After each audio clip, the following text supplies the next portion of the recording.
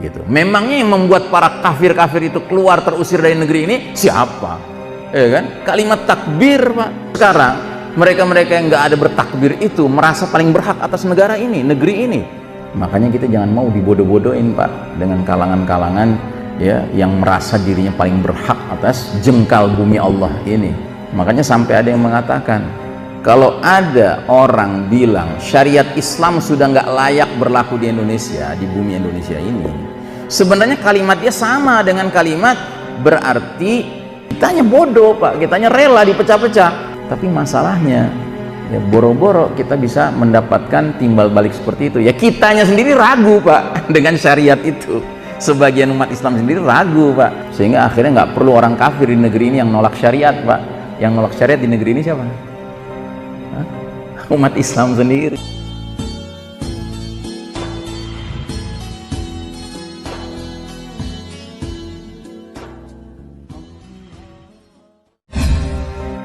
Itulah iman ya.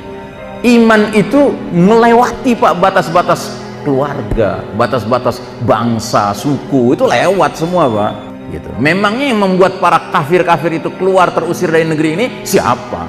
Ya kan? Kalimat takbir, Pak.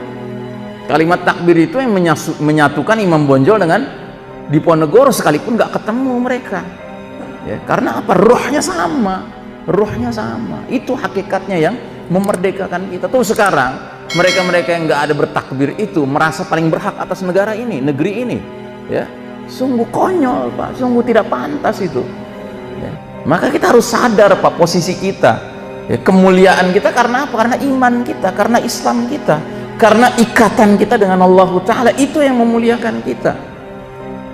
Makanya dari sekian ajaran-ajaran, nilai-nilai, ya kan, falsafah-falsafah bangsa ini, Pak, pada hakikatnya ya semua itu nggak ada gunanya kalau nggak dikaitkan dengan keimanan, Pak. Ya, pada hakikatnya.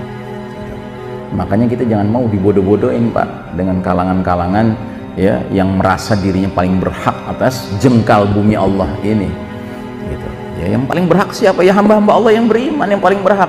Jangankan jengkal bumi Indonesia, Pak, seluruh bumi ini sepatutnya diwariskan oleh Allah kepada siapa? Min ibadiyas salihin, kepada hamba-hamba Allah yang soleh. Gitu. Sebab hamba-hamba Allah yang soleh yang paling mengerti bagaimana caranya mengurus bumi Allah dengan cara mengurus yang sesuai dengan pemiliknya, Allah Subhanahu wa Ta'ala. Gitu. Makanya sampai ada yang mengatakan, kalau ada orang bilang syariat Islam sudah nggak layak berlaku di Indonesia, di bumi Indonesia ini, sebenarnya kalimat dia sama dengan kalimat berarti Allah sudah nggak layak jadi Rabb di Indonesia ini. Gitu. Sebab Allah sebagai Rabb memerintahkan agar syariatnya yang diberlakukan. Di mana? Dia di bumi Allah manapun, bukan hanya di Indonesia. Gitu. Jadi orang yang mengatakan syariat Allah nggak layak berlaku di negeri ini, Pak, dia sama aja bilang berarti di negeri ini Rabbnya nggak pantas Allah, pantasnya yang lain. Gitu. Ya. Sebab itu paket, Pak. Raditu billahi rabba wa bil islami dina wa bi Muhammadin nabiyya wa rasulah sallallahu alaihi wasallam. Itu paket, Pak. Menerima Allah sebagai Rabb berarti menerima Islam sebagai din. Menerima Islam sebagai din berarti menerima Islam sebagai syariat yang harusnya diberlakukan.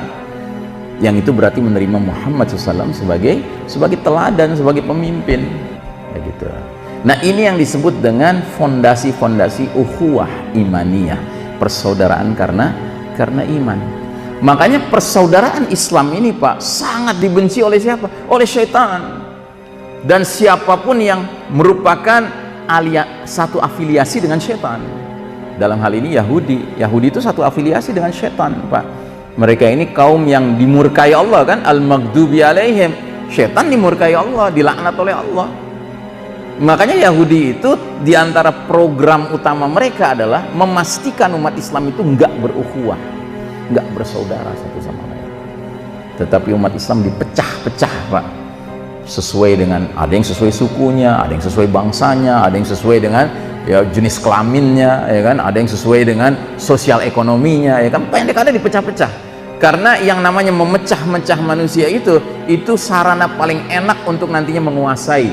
Makanya ada sebuah teori namanya apa? Divide et empera, pecah-pecah sehingga mudah menguasai gitu. Nah kitanya bodoh Pak, kitanya rela dipecah-pecah, kitanya rela mencari berhala-berhala selain Islam untuk menjadi penyebab persatuan kita. Gak ada Pak penyebab persatuan yang sesungguhnya kecuali al-Islam, kecuali ajaran Allah Ta'ala. Karena apa? Karena memang sumbernya dari situ, sumber sebab kesatuan kita, persatuan kita, persaudaraan kita, bukan yang lain Pak. Yang lain itu apa ya? Kadang-kadang saya berpikir, sebagian umat Islam ini di negeri ini kayak semacam ragu-ragu Pak sama orang-orang kafir di negeri ini, sehingga merasa harus ada satu sebab yang menyatukan dia sama orang kafir di negeri ini gitu. Padahal mestinya kita ya udah tampilkan aja ukhuwah Islamnya kita Pak. Kenapa? Kalau ukhuwah Islamnya itu tampil di negeri ini, secara otomatis negeri ini menjadi negeri yang aman Pak. Sebab ajaran Islam tidak mengajarkan bahwa kepada orang kafir kita boleh zolim. Nggak boleh Pak, nggak boleh. Makanya ada konsep namanya kafir zimmi ya Pak ya, kafir yang tunduk kepada pemerintahan yang mengatur pemerintahan dengan syariat Allah.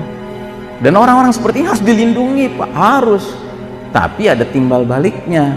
Timbal baliknya apa? Mereka membuktikan loyalitas mereka kepada negeri yang diatur oleh aturan Allah Ta'ala itu dengan cara mereka bayar pajak yang semestinya namanya jizyah Pak. Jizyah, pajak orang non muslim tinggal di negeri muslim. Kalau mereka konsisten melakukan itu, kita wajib melindungi mereka, melindungi nyawa mereka, melindungi harta mereka, melindungi hak-hak ibadah mereka. Nah, itu wajib kita lindungi, kita pastikan. Tapi masalahnya ya boro-boro kita bisa mendapatkan timbal balik seperti itu. Ya kitanya sendiri ragu Pak dengan syariat itu.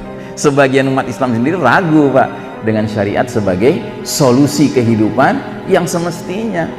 Ya, saking apa? Saking dahsyatnya ya kesesatan yang sudah disebarluaskan oleh musuh-musuh Islam, sehingga akhirnya nggak perlu orang kafir di negeri ini yang nolak syariat Pak. Yang nolak syariat di negeri ini siapa? Umat Islam sendiri. Makanya orang kafirnya udah ongkang kaki sekarang Pak. Ya udah sampai ke titik keberhasilan.